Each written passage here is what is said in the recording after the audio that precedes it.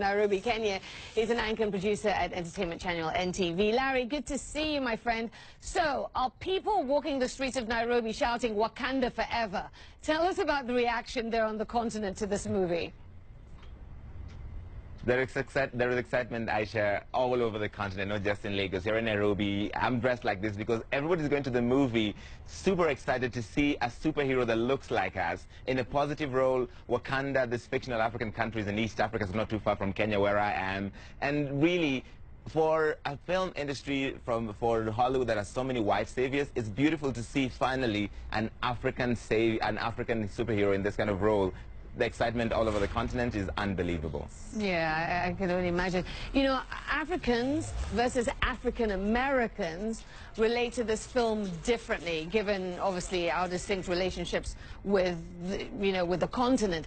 Tell me more about what is resonating with Africans as they watch this film, beyond the fact that obviously Chadwick Boseman, looks like us. I mean, talk to me about what else people are focused on.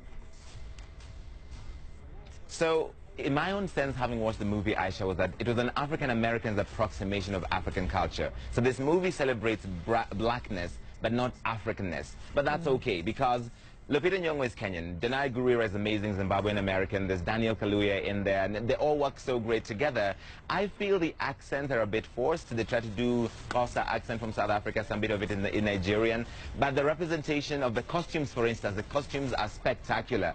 And the women wear their hair natural, which is a big deal because in Africa still, kinky hair is still not considered professional. And then these women are very empowered. It is an egalitarian society which is not patriarchal as in many black cultures. So there's a lot of, I think, parallels that can be drawn to real life based on what the movie portrays.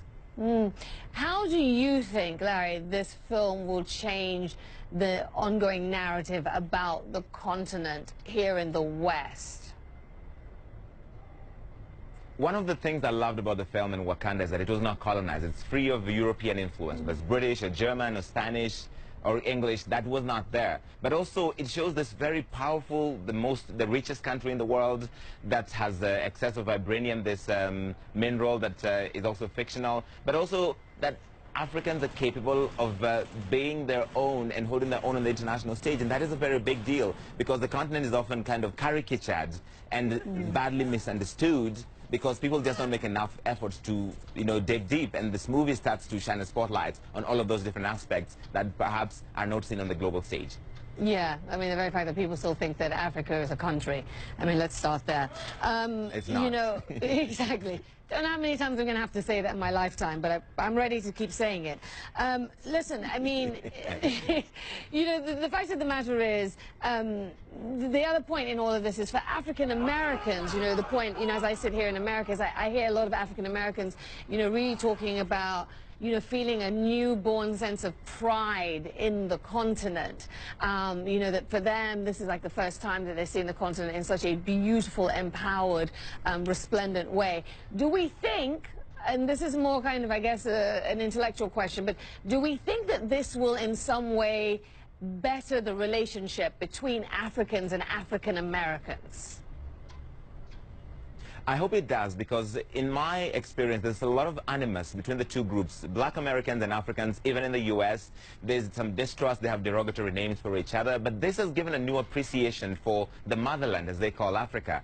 And maybe they're starting to think again that there's so much beauty and there's so much character in the continent that maybe we don't know, because what we know, again, is based on popular culture, how we're portrayed in Hollywood, in the global media. And they're starting to think again, like, I need to make a trip to Ghana, to Kenya, to South Africa, and get to appreciate for myself and maybe understand my African brothers that already live within my community that I didn't really pay much attention to before.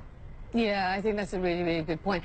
Do you think that this film will have a lasting impact on other films that come out, on art, and other creations that come out of Hollywood in the near future or beyond the near future? I think the near future, we can safely say it probably will, but do you think it will carry on past, the immediate moment?